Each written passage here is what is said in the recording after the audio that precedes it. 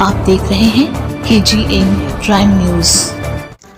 निपाणी तालुक्यात अबकारी विभागाच्या कारवाईत 16,000ची दारू जप्त, संशयित फरार।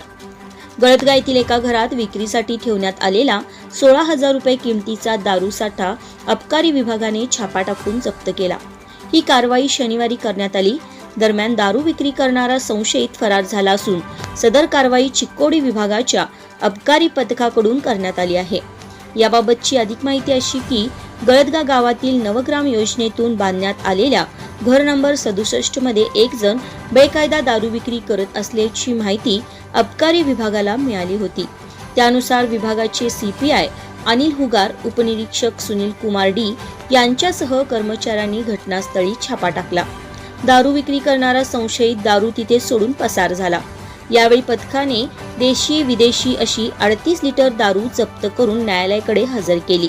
या कारवाईत अबकारी विभागाचे कर्मचारी MM मादर, श्याम तळवार, सागर बोरगावी, यासिन यांनी सहभाग घेतला। दरम्यान फरार झालेल्या संशयिताचा शोध अबकारी पथकाकडून घेतला जात आहे। KGN क्राइम न्यूज साठी वृत्तनिवेदिका माधुरी मेस्त्री यांच्यासह आमचे संपादक सय्यद अफसर पटेल सर।